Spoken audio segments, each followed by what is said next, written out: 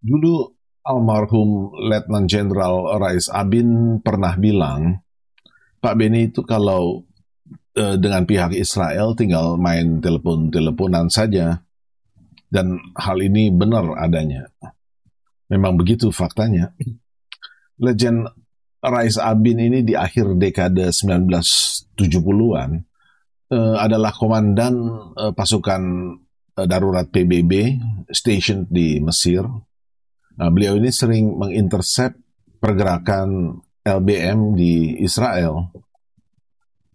Melalui jaringan LBM inilah Gus Dur masuk ke dalam lingkaran elit politik di Tel Aviv dan Yerusalem. Nah, sepulang dari pendidikan di Israel, saya banyak berdiskusi dengan Gus Dur. Salah satu topiknya menyangkut bagaimana Gus Dur menertibkan tentara.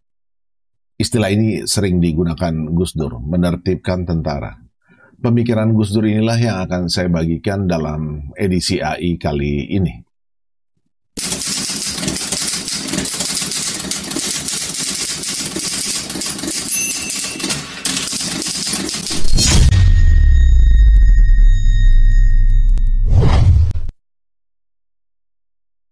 Setelah Jenderal Soeharto lengser di bulan Mei 1998, Wakil Presiden B.J. Habibie disumpah menjadi Presiden RI. Nah, kemudian gerakan reformasi dengan 6 tuntutannya beralih dari jalanan ke parlemen, DPR.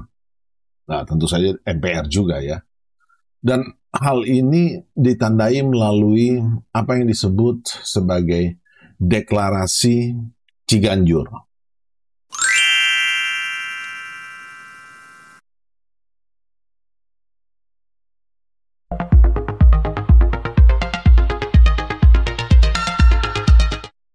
Sidang istimewa MPR berlangsung antara 10 sampai 13 November tahun 1998 itu.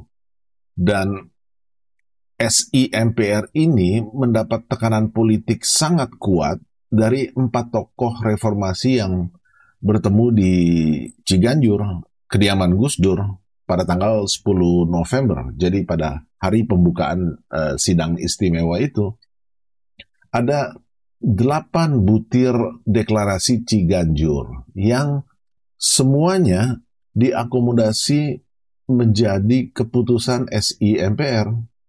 Salah satunya adalah soal penghapusan dwi fungsi ABRI.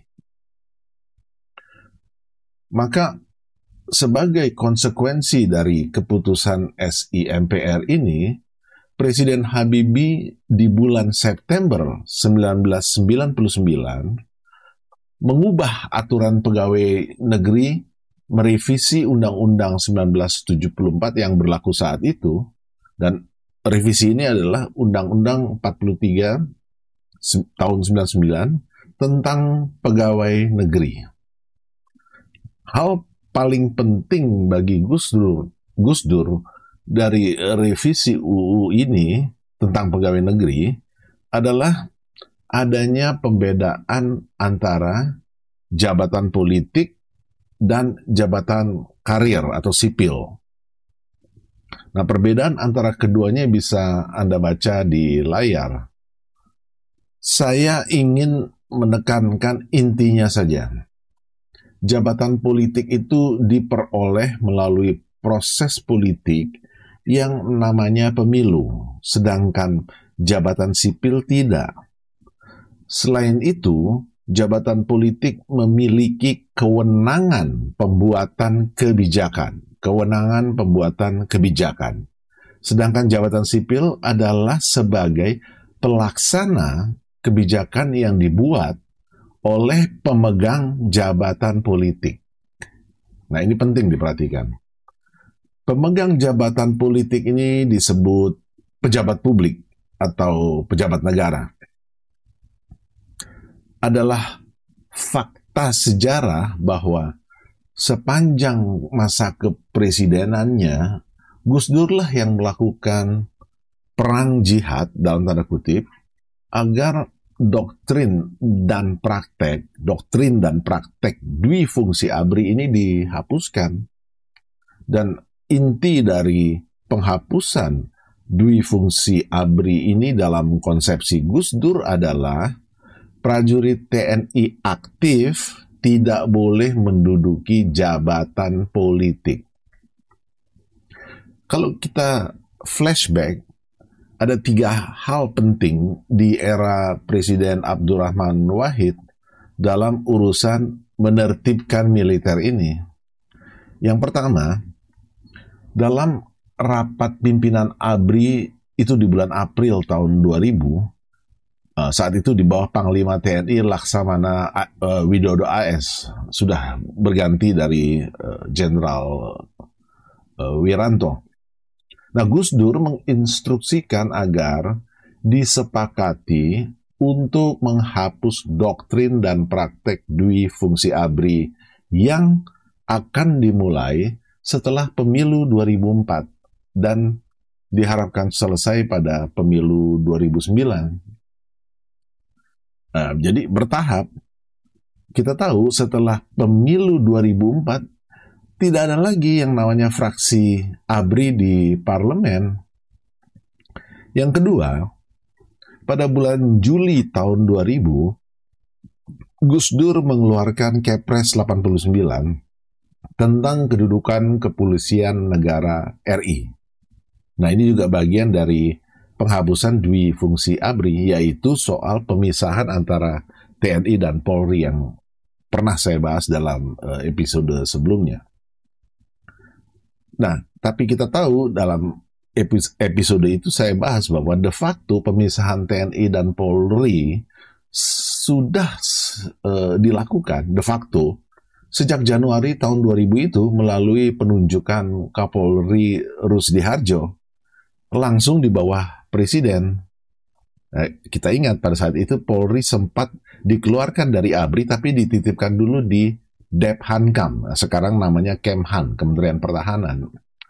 Jadi untuk menghindari Kapolri di bawah Menteri Pertahanan. Hal ini juga sudah saya bahas di edisi lalu itu. Yang ketiga, di bulan Agustus tahun 2000, keluar TAP MPR 6 tentang pemisahan TNI dan Polri. Dan hal ini memecah kekuatan kubu militer di parlemen karena TNI di bawah kendali Panglima TNI, sedangkan Polri di bawah kendali Kapolri. Masing-masing sudah berdiri sendiri. Nah, saat itu namanya sudah menjadi fraksi TNI Polri, bukan fraksi ABRI lagi. Dan fraksi ini, ya seperti tadi saya katakan, memiliki 2 komandan yang levelnya setara sekarang. Nah, ingat, di dalam deklarasi Ciganjur tadi, soal penghapusan dwi fungsi ABRI ini dilakukan secara bertahap, memang seperti tadi dijadwalkan antara 2004 sampai 2009. Dan tahap-tahap inilah yang dilakukan oleh Gus Dur sepanjang era pemerintahannya. Nah, sekarang saya ingin menjelaskan esensi pemikiran Gus Dur yang pada intinya adalah jabatan politik tidak boleh diduduki oleh prajurit TNI aktif dalam sebuah skema yang hari ini sudah menjadi aturan dan praktek kita bernegara. Jadi sudah terwujud, sudah kita lakukan.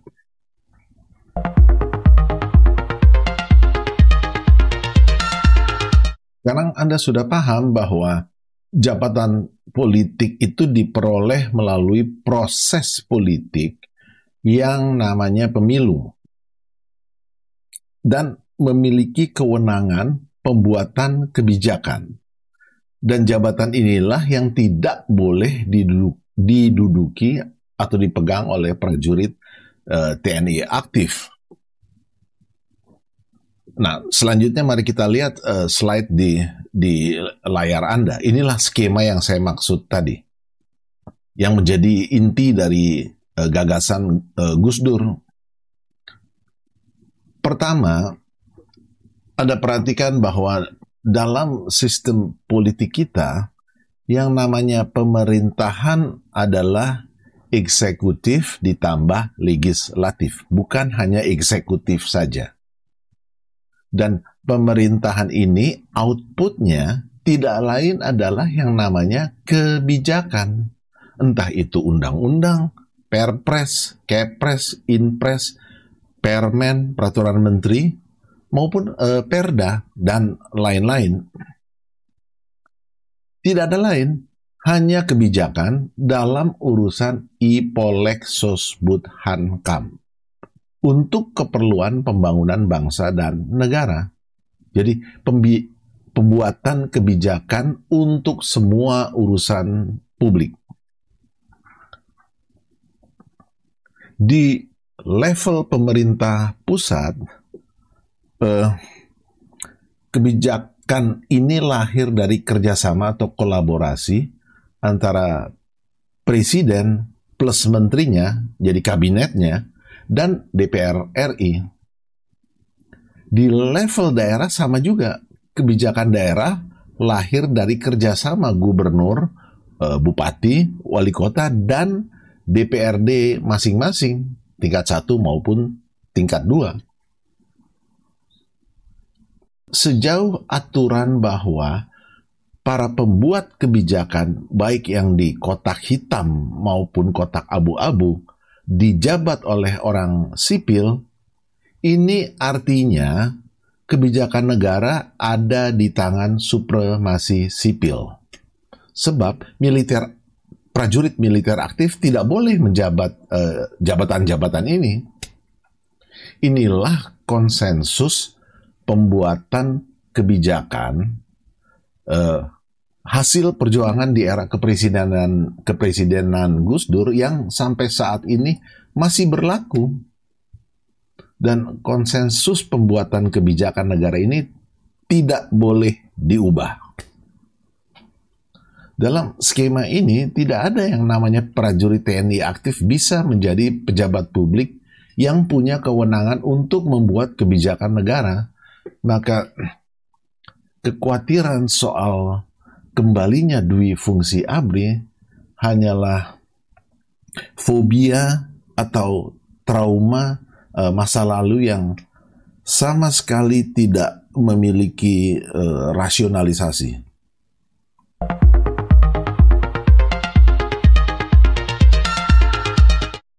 Di layar Anda bisa dibandingkan Pasal 47 Undang-Undang TNI 34 2004 antara versi sebelumnya dan versi revisi tahun 2025 yang baru saja disahkan.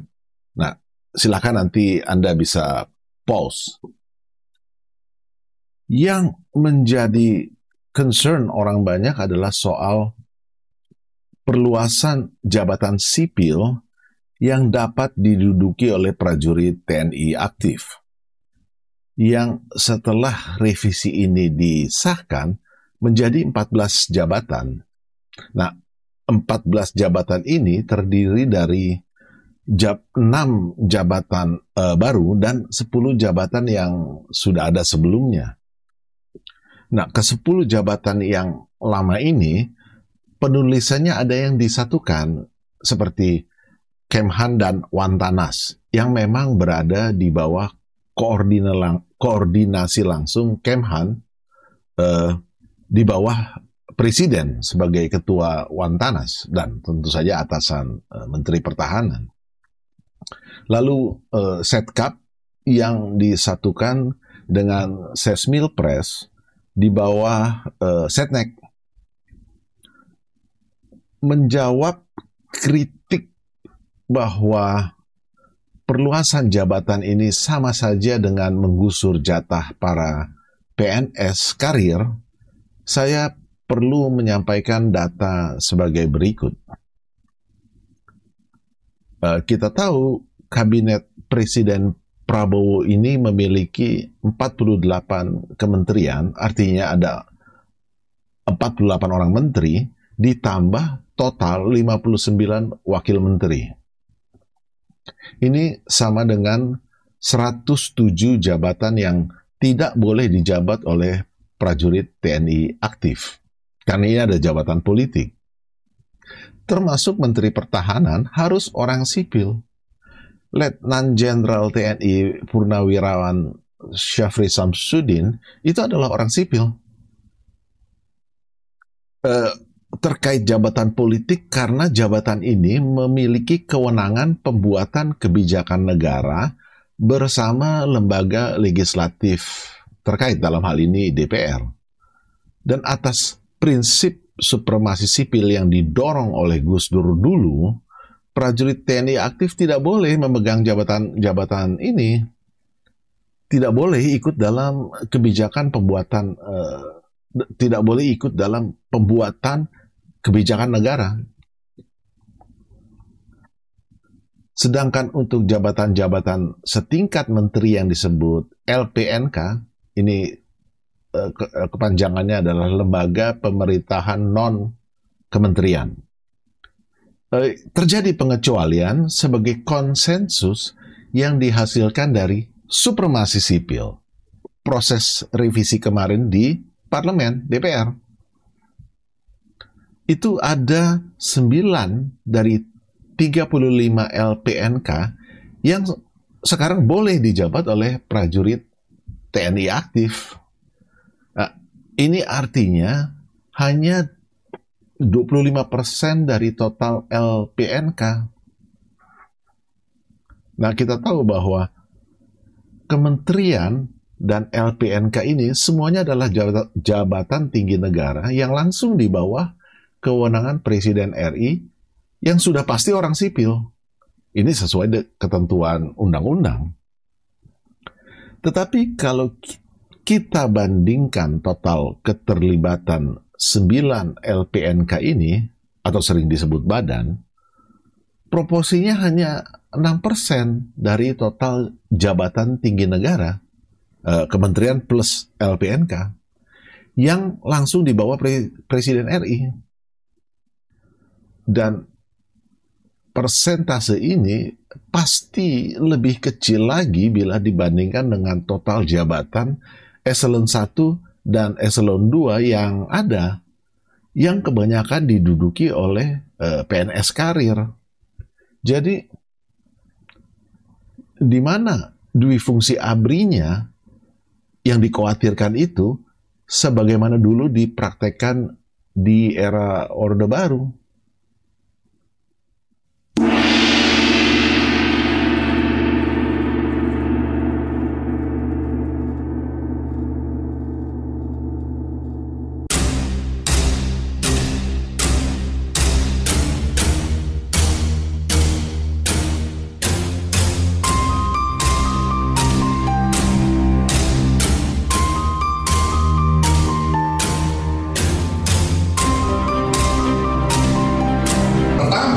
Seruan Gerakan Nurani Bangsa adalah bahwa penempatan anggota TNI aktif ke dalam institusi sipil justru akan melemahkan profesionalitas TNI.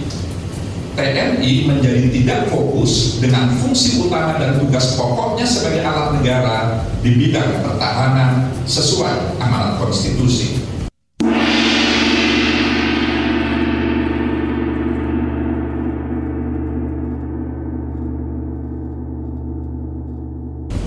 Kedua, berbeda dengan tradisi sipil yang terbiasa saling berbagi perspektif dan berargumentasi objektif untuk mendapatkan kesepakatan saat hadapi perbedaan dalam kelola kehidupan bersama, militer dididik ketat taat komando hierarkis dan berwenang melakukan kekerasan bersenjata.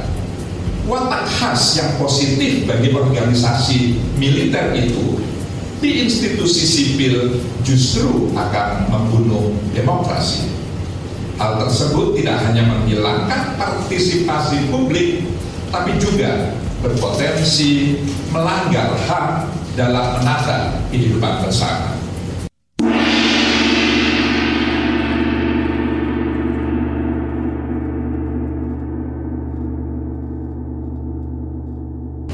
Yang ketiga dan terakhir, TNI sebagai alat negara dan DPR sebagai lembaga wakil rakyat harus mampu merawat kepercayaan rakyat sebagai pemegang kedaulatan di negeri ini.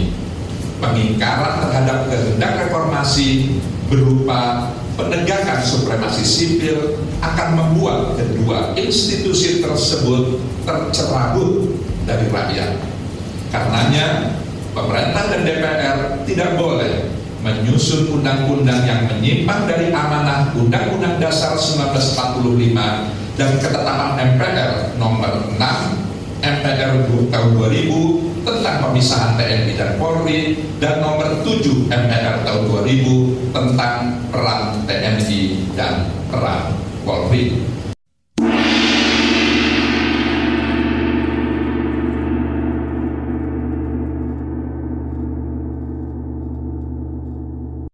Kalau kami tentu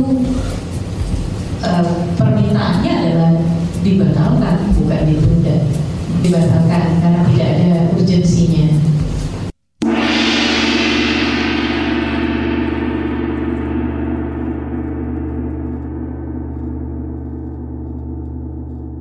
Nah, sampai di sini dulu edisi kali ini. Kita jumpa lagi pada edisi AI berikutnya.